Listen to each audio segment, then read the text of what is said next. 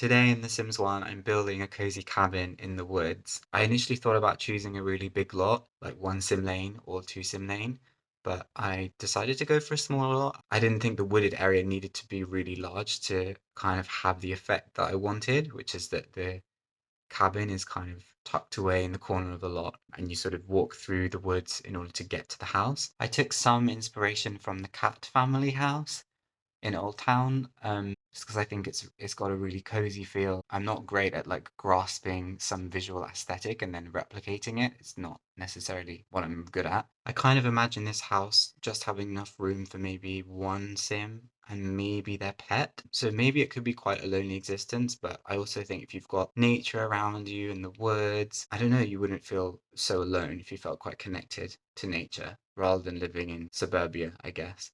Because I suppose every lot in the neighborhood is kind of it's suburbia. There's not really any real rural areas.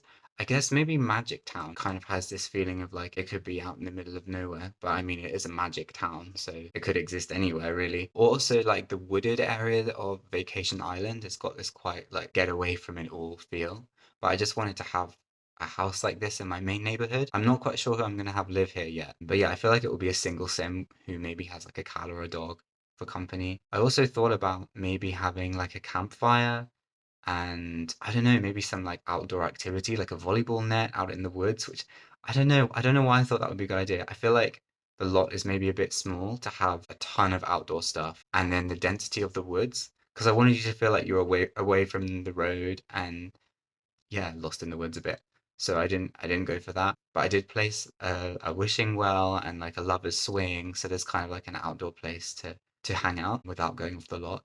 But yeah, might go back and add a volleyball net or a campfire. I also wanted to include a kind of outhouse, like an outdoor toilet. I don't know why. It's something about like not having a bathroom in the main accommodation that's very, I don't know, roughing it in the woods feel. I used dirt paths to link the house to the road, and then the front door to the outhouse, and then also a little path out to the kind of hangout area in the woods. But I feel like once I start playing those like fade with gameplay, so I'll probably have to like dig up the terrain again and flatten the terrain again in order to keep that effect. But otherwise, if that becomes a bit too much hassle when I'm playing, I might just add like floor tiles, kind of like a path, just like a path in that way. I've got an easel and um like a beekeeper's table. Is that what it's called? A beekeeper's table where you can make honey and beeswax just in the little space between the front door and the outhouse.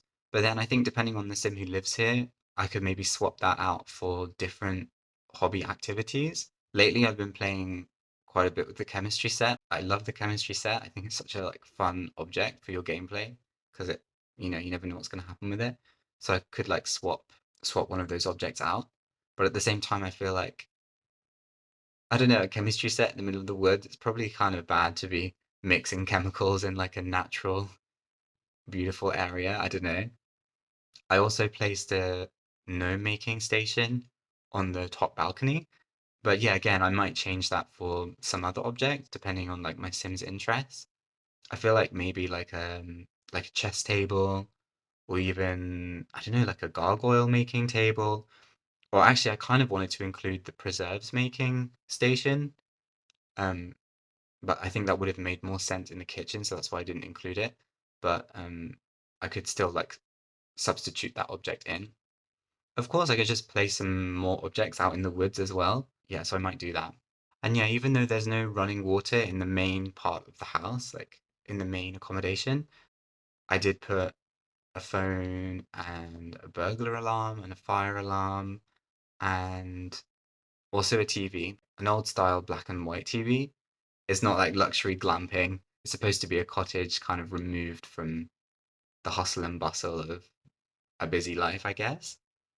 So would you really want to be so connected when you're out there? I mean, there's no computer in the house either, but I guess you could always put that in. I forgot to check actually how much the house is worth and how much it costs to buy furnished. I feel like it could be quite a bit because I've used some maybe more expensive objects, not necessarily like starter home kind of objects, but also because it's quite small. The house itself is quite small, and a lot of what's filling up the lot is like trees, which don't add any extra cost to the lot. So I feel like if you bought it unfurnished, you could then furnish it more cheaply with more like starter objects, and then it could almost be, yeah, like a starter home. So yeah, if you've enjoyed this video, do feel free to leave a like and subscribe and leave me a comment and let me know what you think of the house. So yeah, all things going well, I will see you in another video very soon.